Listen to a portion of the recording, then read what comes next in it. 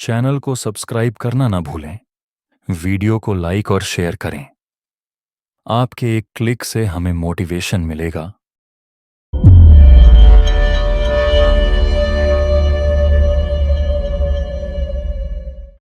अगर मैं कहूं कि अमेरिका में एक ऐसा घर था जहां आत्माएं सिर्फ दिखती नहीं थीं, वो आपके अंदर घुस जाती थीं, तब क्या आप यकीन करेंगे? एक बच्चा जो दीवार पर उल्टा चलता है, एक माँ जिसे शैतान खुद निशाना बनाता है, और एक घर जिसे सरकार भी बंद कराना चाहती थी। ये कहानी है इंडियाना की उस डेमन हाउस की, जिसने पुलिस, डॉक्टर और पादरी सबको झुकने पर मजबूर कर दिया। साल 2011, गैरी, इंडियाना। लैटोया एमंस, उनकी माँ रोजा और उनके 3 बच्चे एक नए घर में शिफ्ट होते हैं।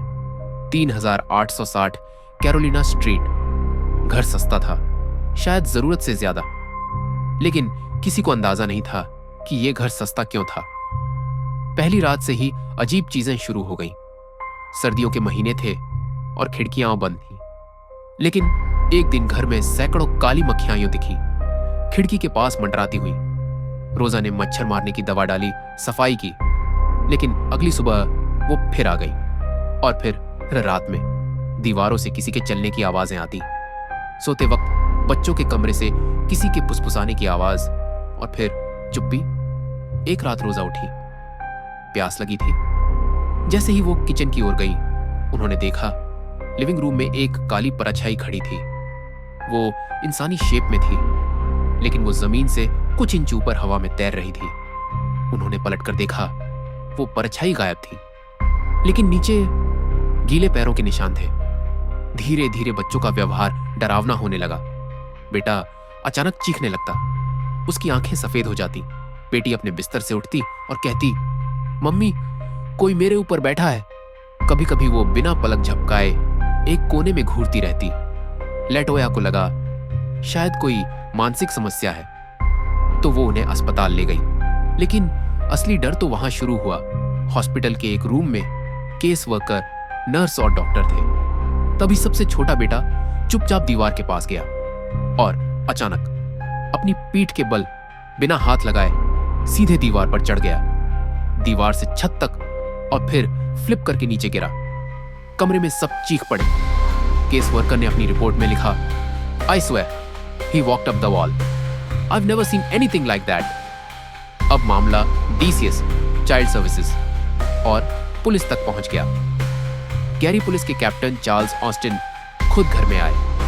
वो कहते हैं, मैं नास्तिक था, लेकिन उस घर में मेरी सोच बदल गई। बेसमेंट में उन्हें एक पुरानी अलमारी मिली, जिसके पीछे जमीन खुदी हुई थी, जैसे किसी ने कुछ दबाया हो।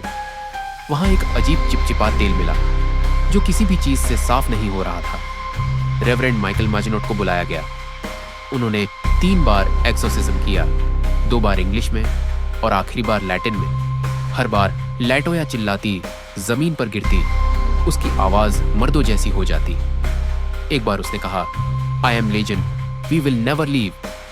उस रात पादरी को सपने में एक आग दिखी, और एक काली आंख जो लगातार उसे घूर रही थी। आखिरकार लैटोया अपने बच्चों के साथ घर छोड़ देती है। वो इंडियानापोलिस चली जाती है, और उनके मुताबिक सब कुछ फिर से नॉर्मल हो जाता है। लेकिन वो घर वहीं रहता है। 3860 कैरोलिना स्ट्रीट अब भी वहीं खड़ा था। कुछ साल बाद एक documentary film maker Jack Bagans ने वो घर खरीदा। उसे वहां फिल्म बनानी थी, डीमन हाउस। शूट के दौरान उनका पूरा क्रू बीमार पड़ गया। कुछ लोगों को पैनिक अटैक्स आए। जैक खुद कहता है, वो घर मुझे तोड़ रहा था, और फिर उसने वो घर खुद तोड़ दिया, ब्रिक बाय ब्रिक। लेकिन सवाल ये है, अगर ये सब झूठ था, तो हॉस्पिटल की रिपोर्ट्स, केस वर्कर की गवाही, पुलिस की फोटोज, क्या एक माँ अपने बच्चों के साथ इतना बड़ा ड्रामा कर सकती है? या फिर वो घर सच में शैतान की जागीर था? आज उस जगह पर सिर्फ घास है, कोई घर नहीं, कोई दरवाजा नहीं। लेकिन लोग कहते हैं, वहां जाने पर अब भी बच्चों की फुसफुसाहट सुनाई देती है और गीले पैरों के निशान नजर आते हैं। The demon house never left. It just moved to someone else.